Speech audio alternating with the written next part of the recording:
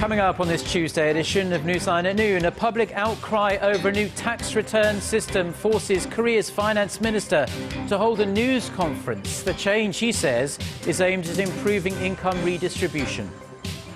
The recent plunge in oil prices means Korea could save nearly $40 billion this year, with the oil consumption to GDP ratio dipping to its lowest level in 45 years. Plus, Japanese Prime Minister Shinzo Abe is facing a backlash in Korea and China after he visits the Holocaust Memorial in Jerusalem and fails to even mention any of his own country's past wrongdoings. These stories and more on Newsline at noon.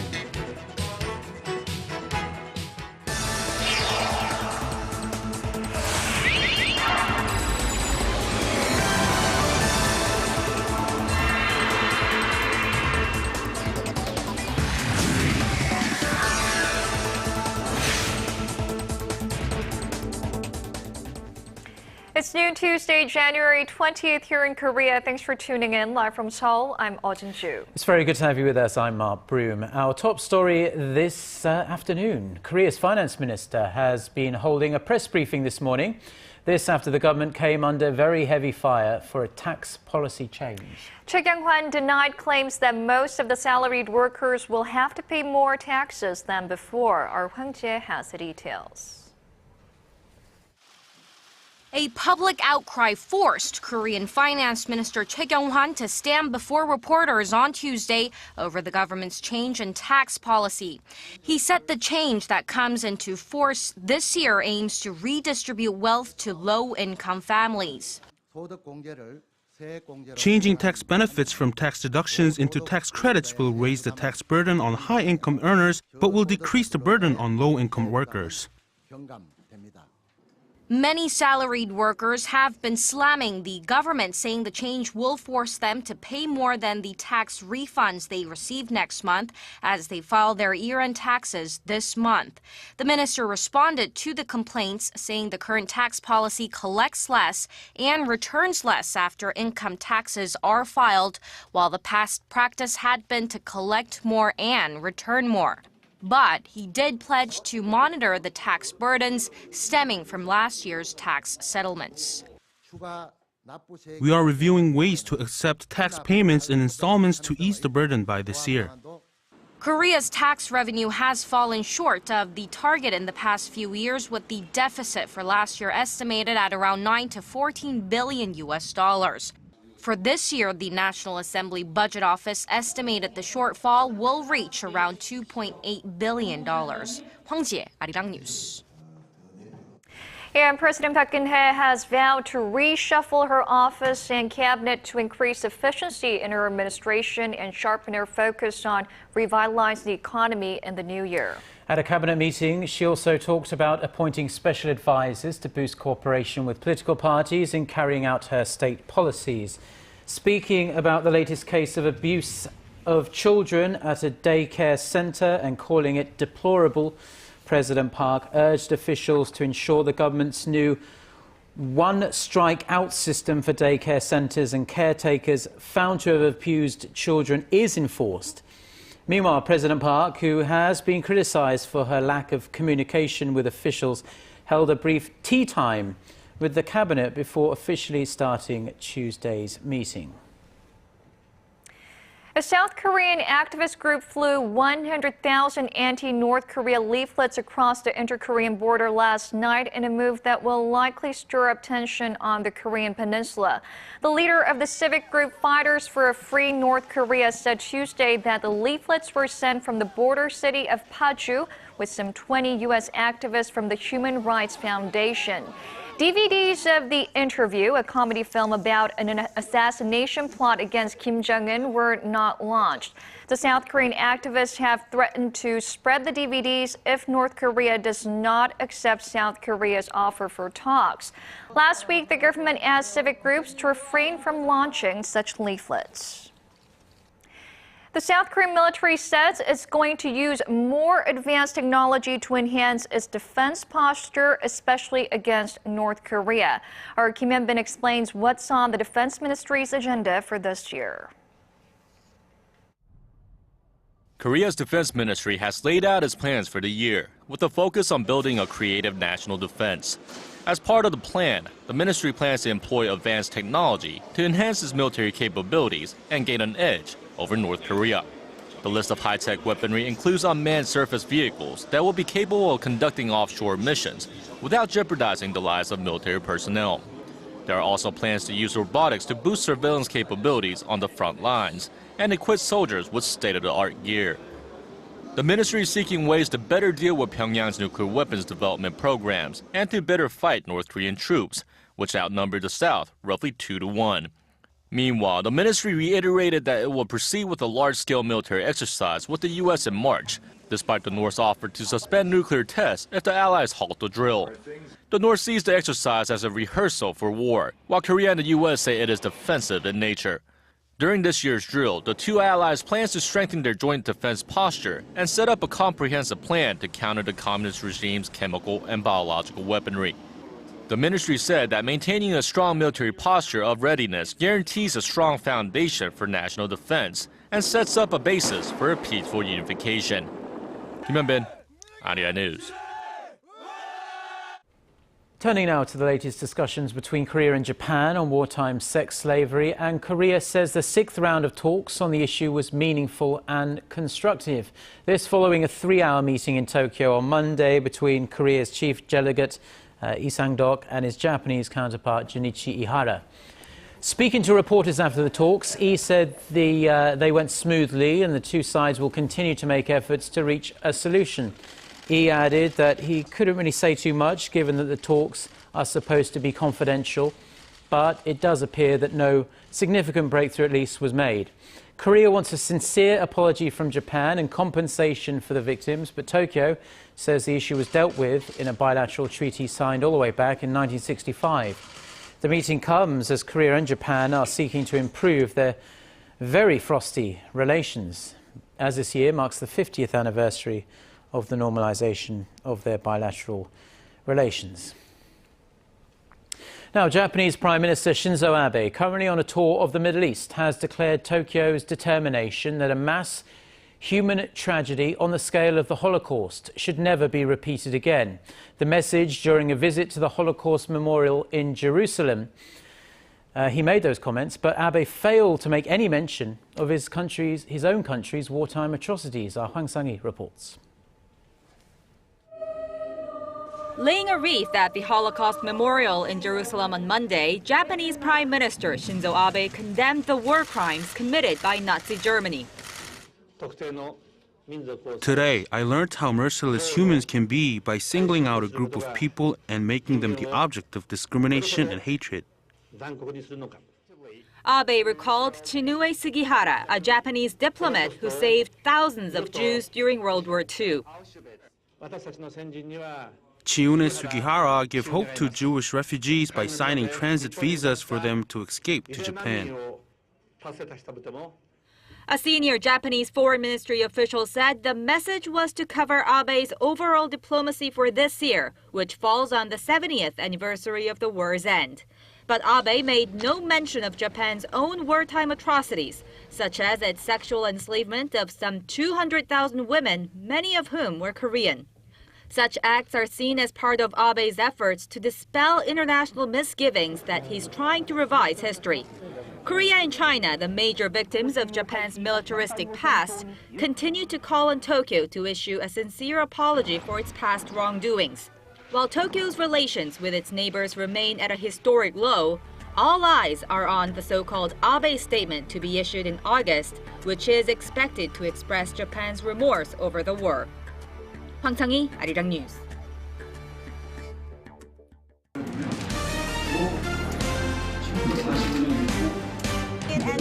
Stay up to date on the latest news out of Korea. Connecting to our team of reporters about the issues that matter to Korea. On air, on your mobile, online. Find out more about Korea on Newsline at noon with Mark Broome and Eoh Jin-joo. I'm Eoh Jin-joo. Market researcher, strategy analytics, and Thursday the LG Electronics. Now, Korea, a major importer of oil, stands to reap economic benefits from the recent slump in global crude oil prices. Analysts estimate that Korea could save as much as nearly $40 billion. Kim Min-ji has more. Korea is expected to benefit from tumbling crude prices. According to the IMF and the Korea Energy Economic Institute, the cost of Korea's oil consumption is expected to drop to 1.7% of the GDP this year from 3.1% a year ago. That's the lowest level in 45 years. The estimate is based on an IMF forecast for global oil prices of $56.7 per barrel this year, a drop of 41% from a year earlier. The price slump is expected to create economic benefits for Korea in savings of between $19 billion and $38.4 billion. Around $19 billion would come from a drop in oil prices, and the remainder from a dip in the prices of other energy sources such as gas and coal. But who stands to see the biggest savings? For starters, households are expected to save an average of $300 a year on oil products this year. It's estimated they will spend about 3.5% of their total spending on oil consumption, down from roughly 4.3% last year. Businesses are likely to see savings as well. Analysts estimate that for every 10% drop in oil prices, Korea's exports jump about 0.55% and production costs fall 1%. And considering that the IMF estimate for the global oil price is down more than 40% from last year, Korea's exports are expected to jump more than 2%, and the manufacturing sector would save about 4% in production costs this year. All in all, households are expected to save at least $10 billion, businesses $4 billion, and the government $2 billion. Experts say the economic benefits from the price drop will begin to appear starting in the second quarter of the year. Kim Min-ji, Arirang News. Korea now ranks 5th in terms of global auto production, and it's number 3 in terms of auto exports. Ji Myung-gil takes a look back on the last 60 years of the Korean auto industry and how companies like Hyundai and Kia have established themselves in the global market. It's been 60 years since Korea manufactured its first car, the Shibal, back in 1955. The car, whose name translates as New Start, was created by adding a Korean engine to a U.S. military Jeep. Later in the 60s, the Korean government announced a series of measures to promote the auto industry. These efforts led to the establishment, in conjunction with foreign automakers, of 3 automobile companies, 2 of which are still in business, Hyundai and Kia Motors. With the technical assistance, Korea built its first modern assembly facilities and began assembling cars. Through continued collaborations with foreign car companies, Korea's first homegrown automobile, the Hyundai Pony, was built in 1975. Hyundai chalked up another first when it exported the Pony to South America in 1976. Then in the 80s, Korean automakers began focusing on developing mass production systems to build an export-oriented industry. And on January 20th, 1986, Hyundai entered the U.S. market with its Pony XL. It sold more than 168,000 cars, setting a record for selling the most cars in its first year of business. 3 years later, on the back of its initial success in the export market, Hyundai began designing and producing vehicles with its own technology. Last year, overseas shipments of Korean vehicles stood at more than 3 million units, and the value of Korea's auto exports reached an all-time high of nearly $49 billion. Hyundai and Kia Motors said Tuesday they had exported 100,000 vehicles for each of 17 car models last year. Now, as they pass the 60-year mark, Korean automakers are plugging into the latest trend and developing eco-friendly vehicles. Ji Myung-gil, Arirang News.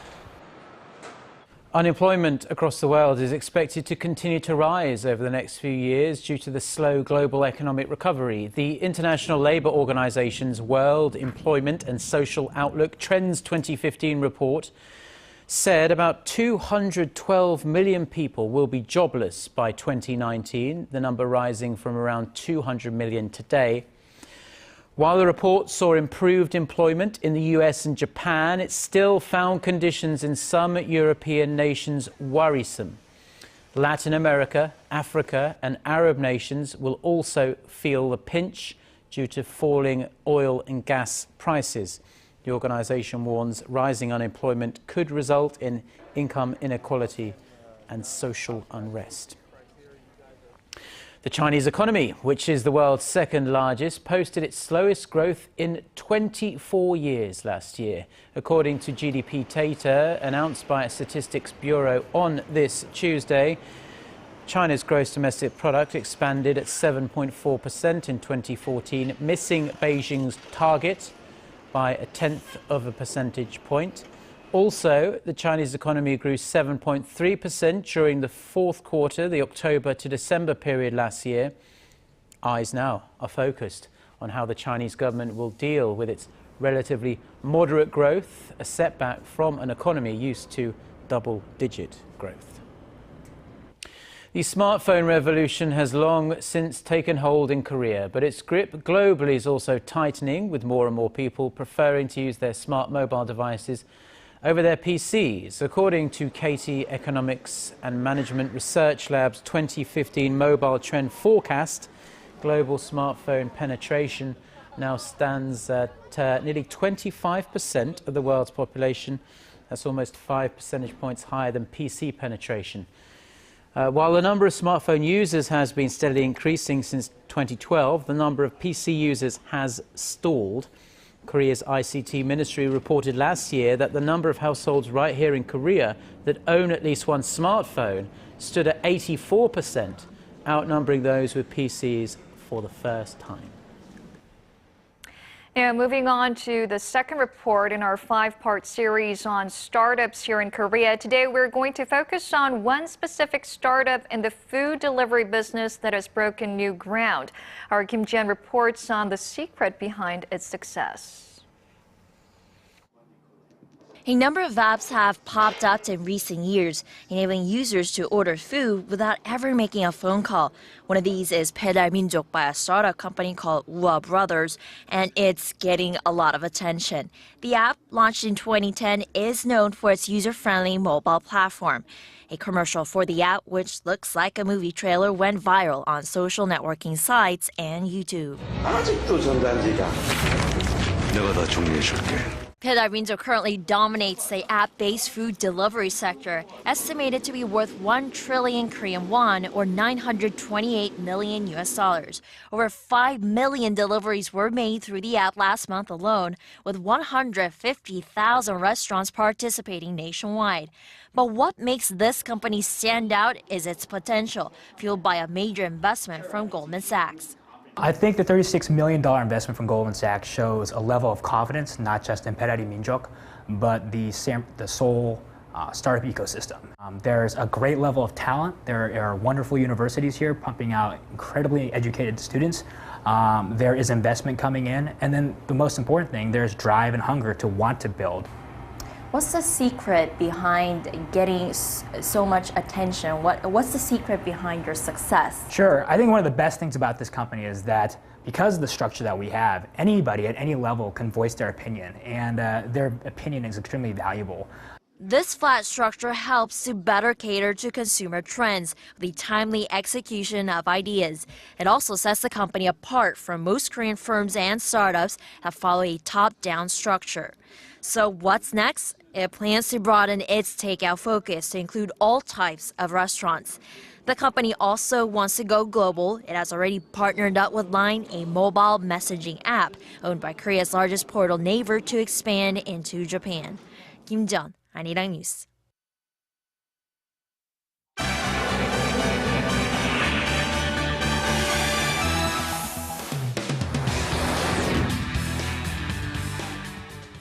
Time now for a look through the global headlines. We're following this out from Seoul. We're going to connect live to Eunice Kim at the News Center, who is following the developments for us. So Eunice, oil prices are continuing on their downward trend. It traded below $50 a barrel on Monday, and one major oil producer has come out to say it's still not feeling the pinch. Yeah, as the price war between OPEC nations and U.S. producers heat up, Iran has come out to say the industry is healthy enough to withstand the falling crude oil prices, even if it drops below $30 a barrel. Our Shin Se-min explains.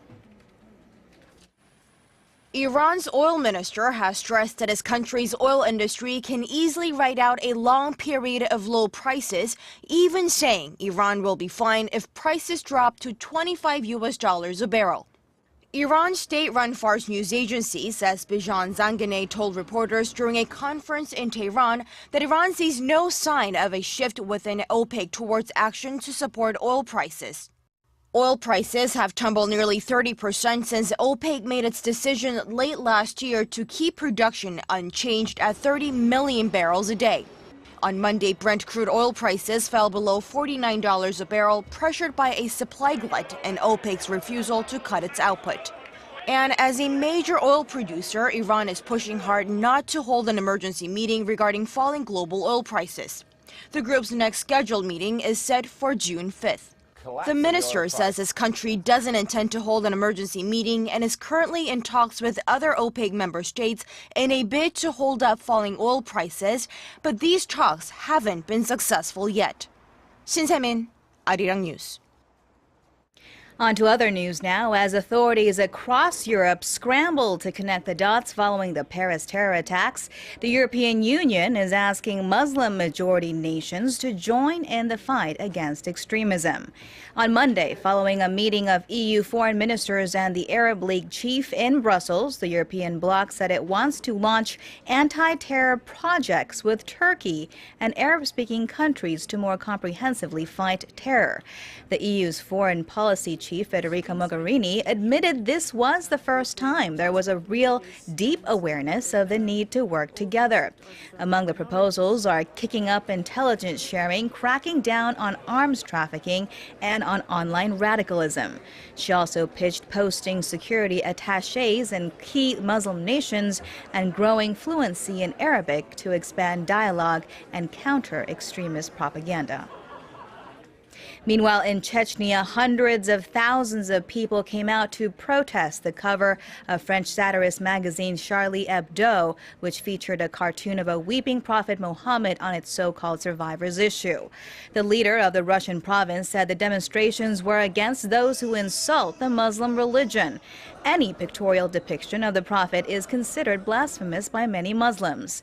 The state-sponsored protest was the latest to take place in the Muslim world, following those in Iran, Pakistan, Afghanistan, and Niger, that latter of which ended with 10 people dead and dozens of churches torched. And as the world's elite begin to converge at the Swiss ski resort of Davos ahead of this year's World Economic Forum, a fresh report from Oxfam shows a startling trend. The world's richest 1% is poised to hold more wealth than the remaining 99% by next year. The anti-poverty group said its study found the richest of the rich have seen their share of global assets grow consistently in recent years to reach 48% last year, or roughly $2.7 million each. This as the bottom 80% of the world's population own just 5.5% of the world's wealth, an average of $3,700 each. Oxfam's director, calling the scale of global inequality staggering, said the organization will demand urgent action to tackle the growing divide between the haves and the have-nots when political leaders and business leaders converge in Davos this week.